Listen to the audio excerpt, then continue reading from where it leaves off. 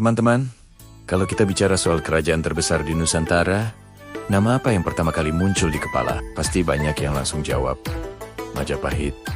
Benar banget, Majapahit bukan sekadar nama dalam buku sejarah, tapi juga simbol persatuan Indonesia yang kita kenal sekarang. Tapi, pernahkah kita bertanya lebih dalam? Bagaimana sih kerajaan sebesar ini berdiri? Siapa saja tokoh hebat di baliknya? Dan sejauh mana sebenarnya kekuasaan Majapahit itu? Yuk, kita mundur ke masa lalu dan telusuri jejak kerajaan Majapahit, sang penguasa Nusantara yang pernah berjaya di tanah Jawa. Kisah kita mulai pada akhir abad ke-13, tepatnya tahun 1293 Masehi, di Jawa Timur di sebuah daerah yang kini kita kenal sebagai Trowulan, Mojokerto. Sebuah kerajaan baru lahir dari puing-puing kerajaan lama. Pendirinya adalah seorang pangeran bernama Raden Wijaya. Dia bukanlah orang biasa. Raden Wijaya adalah menantu dari Kertanegara, raja terakhir kerajaan Singhasari yang perkasa.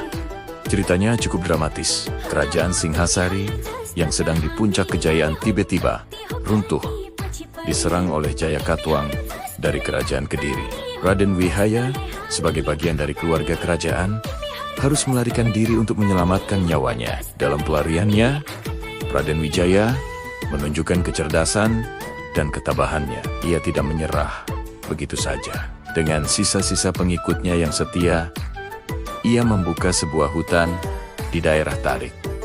Konon, saat para pengikutnya sedang beristirahat dan mencari makanan, mereka menemukan buah maja. Tapi saat dimakan, rasanya luar biasa pahit. Dari sinilah nama Majapahit lahir.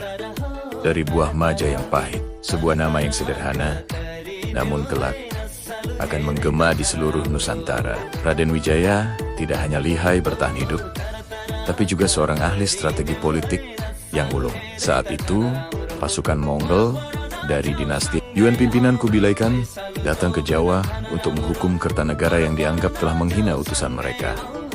Raden Wijaya melihat ini sebagai sebuah kesempatan emas. Ia berpura-pura tunduk dan menawarkan kerjasama dengan pasukan Mongol untuk mengalahkan Jayakatwang, musuh bersamanya. Tentu saja pasukan Mongol setuju. Dengan gabungan kekuatan, Jayakatwang berhasil dikalahkan dengan mudah. Istana Kediri hancur dan dendam Raden Wijaya terbalaskan. Tapi, disinilah kecerdikan Raden Wijaya benar-benar terlihat. Setelah Jayakatwang tumbang, ia tidak lantas menjadi bawahan Mongol. Justru sebaliknya, ia melancarkan serangan kejutan dan berhasil mengusir pasukan Mongol dari tanah Jawa. Dengan kemenangan ganda ini, Raden Wijaya memproklamasikan berdirinya kerajaan Majapahit dan naik takhta dengan gelar Sri Kertarajasa Jayawardhana. Inilah awal dari sebuah imperium besar. Namun, mendirikan kerajaan sebesar Majapahit bukanlah jalan yang mulus. Di masa-masa awal pemerintahannya, Raden Wijaya harus menghadapi serangkaian pemberontakan. Ironisnya, banyak dari pemberontakan ini dipimpin oleh orang-orang terdekatnya, para sahabat yang dulu ikut berjuang bersamanya. Pemberontakan seperti pemberontakan Ranggalawe, Sora, dan Nambi silih berganti mengguncang stabilitas kerajaan. Setelah Raden Wijaya wafat, takhta diteruskan oleh putranya, Jayanegara. Sayangnya, masa pemerintahan Jayanegara juga diwarnai oleh berbagai pemberontakan yang lebih serius. Bahkan ia harus mengungsi dari ibu kota karena pemberontakan Kuti. Jayanegara kemudian digantikan oleh adiknya, Tribhuwana Tunggadewi, seorang ratu yang cakap dan tegas. Nah, di bawah kepemimpinan Ratu Tribhuwana inilah stabilitas kerajaan mulai pulih. Dan pemulihan ini tidak lepas dari peran seorang tokoh yang namanya akan melegenda selamanya, Gajah Mada. Gajah Mada awalnya adalah seorang komandan pasukan pengawal raja. Berkat kesetiaan dan kecakapannya, karirnya menanjak pesat hingga ia diangkat menjadi Mahapati, jabatan tertinggi setelah raja. Pada tahun 1336, di hadapan Ratu Tribhuwana dan para pejabat istana, Gajah Mada mengucapkan sebuah sumpah yang sangat terkenal. Sumpah Palapa. Ia bersumpah tidak akan menikmati kesenangan pribadi sebelum berhasil menyatukan seluruh Nusantara di bawah panji-panji Majapahit. Pohapait. Sumpah ini bukan sekadar ucapan, melainkan sebuah deklarasi visi dan ambisi besar. Wilayah yang disebut dalam sumpahnya mencakup hampir seluruh wilayah Indonesia modern, mulai dari Bali, Sumatera, Kalimantan, Sulawesi, Nusa Tenggara, hingga sebagian Maluku, dan bahkan Semenanjung Malaya. Sumpah Palapa menjadi motor penggerak ekspansi Majapahit yang luar biasa.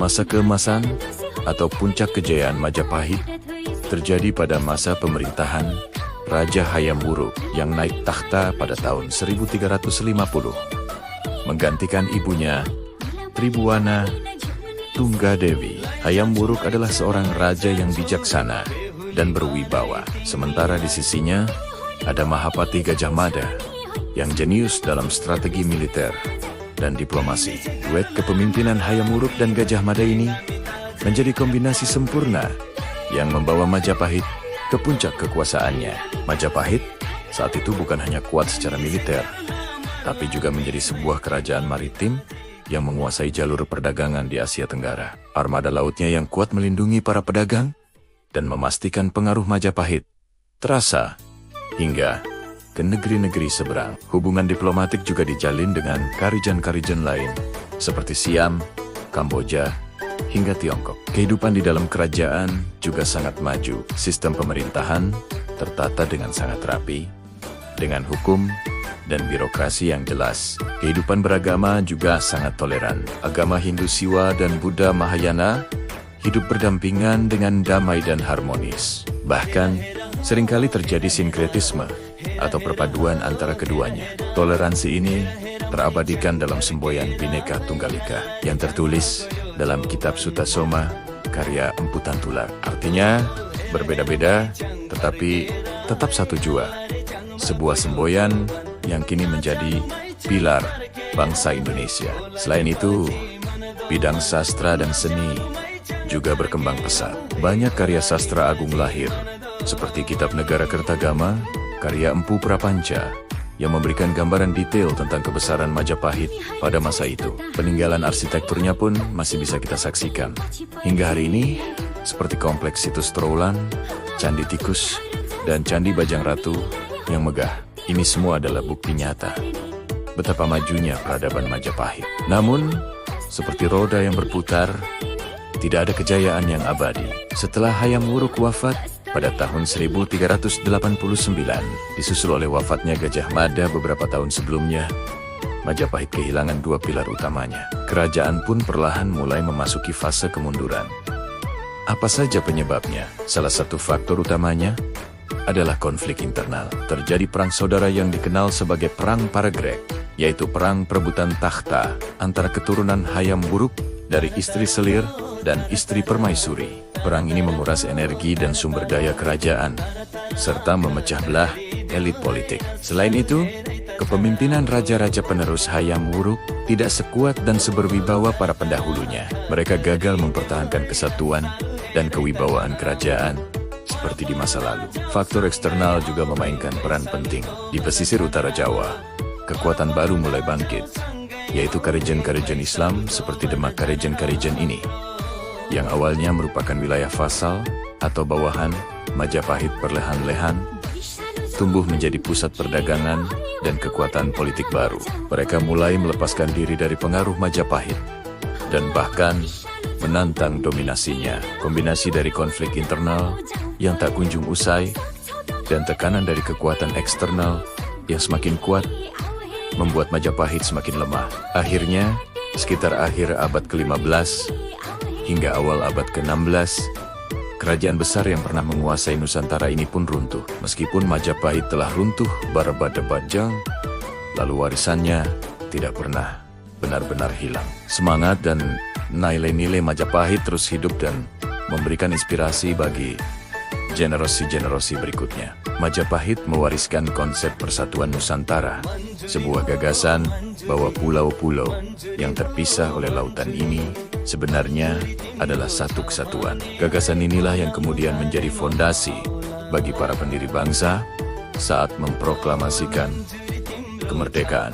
Indonesia. Sistem pemerintahan yang terpusat dan teratur, serta nilai-nilai toleransi beragama yang tercermin dalam semboyan Bhinneka Tunggal Ika juga menjadi warisan tak ternilai bagi Indonesia modern. Jadi, Majapahit bukanlah sekadar cerita dongeng atau nama kerajaan di masa lampau. Ia adalah bagian penting dari DNA sejarah bangsa kita. Kisahnya tentang perjuangan, kejayaan, dan keruntuhan memberikan pelajaran berharga tentang kepemimpinan, persatuan, dan tantangan dalam membangun sebuah bangsa yang besar. Mempelajari Majapahit berarti memahami akar dari jati diri kita sebagai bangsa Indonesia.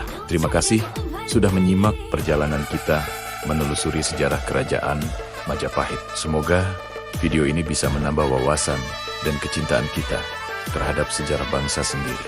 Jangan lupa untuk like, komen, dan subscribe channel ini agar kita bisa terus belajar bersama. Sampai jumpa di video berikutnya.